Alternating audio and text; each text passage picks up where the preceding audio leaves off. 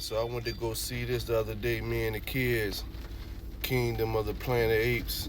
Kingdom of the Planet of the Apes. Kingdom of the Planet of the Apes. I mean, y'all basically know about the Planet Apes. You know what I'm saying? Majority of the movies, the series, even the back in the day Jones as a kid that I watch. But this particular one was more so about the apes basically being in control of the planet and basically learning where it was a group of apes that wanted to learn the AI, the technology from the human beings that was left from when they was running, and the humans became mute, and then all the apes became the ones that talk. It was certain humans that talk. Um, what I was about to say. Basically, what I got from this movie, what I seen in this movie was the apes. It was a particular group. This one right here, him. I actually thought it was Caesar. I don't remember Caesar dying in the last previous movies. Spoiler alert for some of y'all who haven't seen the movie yet. But his name is Noah. This is actually Caesar's friend. This is one of the humans that was traveling with them and helping them along their way. But Noah, his tribe, which was the Eagles clan tribe, um,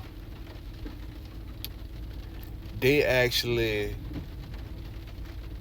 got slaughtered by slaughtered. Some of them got slaughtered, and some of them got kidnapped by a more revolutionized type of group of apes. You know, like gorillas, basically. Like they was like their ops.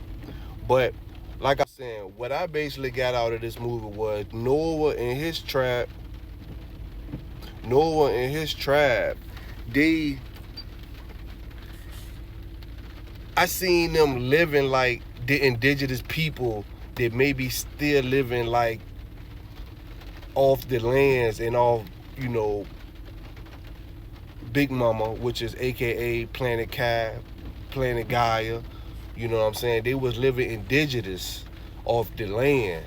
They didn't have any technology or anything like that. The way they captured their food, their fishing, the way that they was living in the trees like some of our ancestors did in the sky tops, in the high tops of the sky tops of the trees, like all the way up in the sky. Like they had their huts, they had their houses of living, and everything was in the above land, like Rod Hayes said, the skywalkers. You know what I'm saying? We literally could travel through the trees from the skies from, I forgot what part, but all the way down to the Floridas, basically.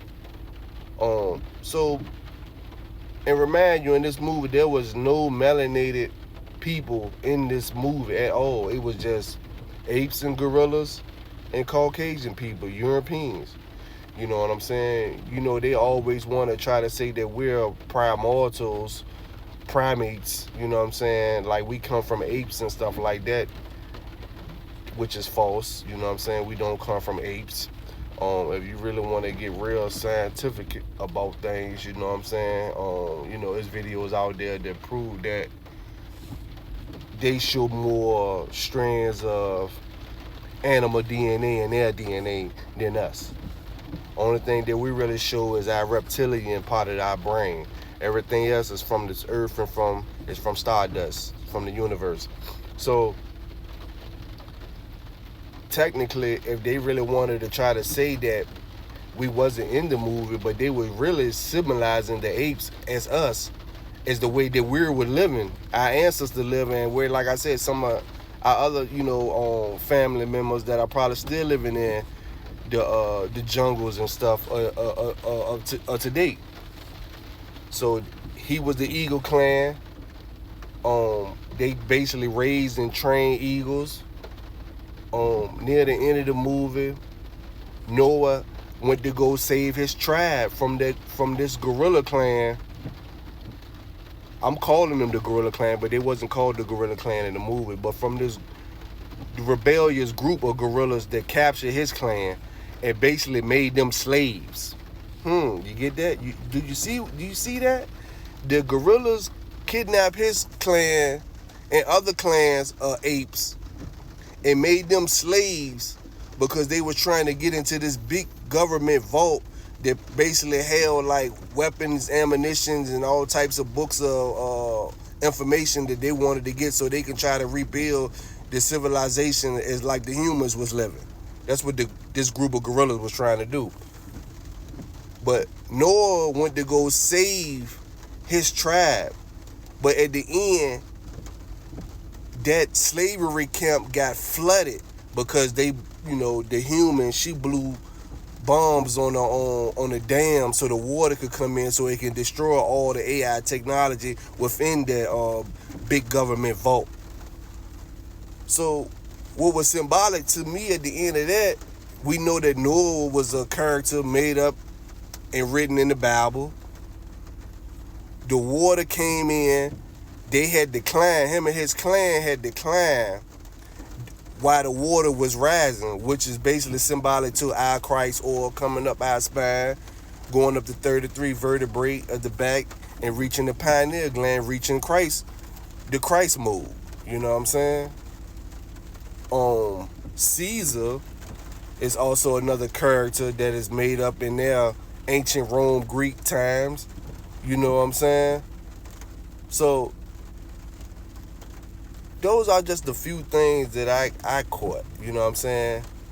I caught a couple of biblical stuff in there, like I said, about the Noah. We know that the Noah's Ark story is really symbolic to, they really talking about us. Go check out my boy Apollo Erning, you know what I'm saying, Amari Godson on TikTok. You know what I'm saying? That's his TikTok, Apollo Erning on Facebook, how he explained the Noah's Ark story, how it symbolizes us. But this Eagle Clan, there was many different clans that we had, you know what I'm saying? Gorilla Clan, you know what I'm saying? It all depends on our animal, on our totem animal, you know what I'm saying? And I believe there was a really Eagles Clan back in the day. But like I said, the way that they symbolize how they was living off the land,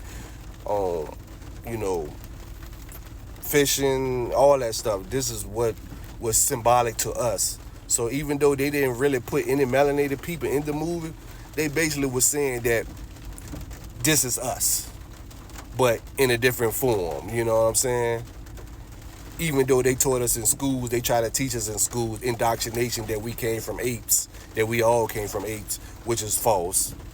But in this movie, they were symbolizing the melanated people, the indigenous peoples of the world, of the planet, not just the Americas, not just Turtle Island, but they were symbolizing us, melanated people, as these so-called apes in this movie. So, yeah, that's what I get from that. And another thing, check this out too. This is me and my kids. You see that shirt, Universe Don't Lie? I caught a download and a message from this joint. See, 1 + 5 = 6. It's 6 of us. I got 5 kids. On top of that shirt, y'all might can't see above the number is life. I gave 5 lives. I gave 5 carbonated. I got 5 carbonated copies of me right here. 3 girls and 2 boys. You know what I'm saying? 1 + 5 = 6. You know what I'm saying? There's one generator in this picture. We're all generators, operators, and destroyers, but I'm the only one that had something to do with helping create life. Shirt life. I gave 5 lives.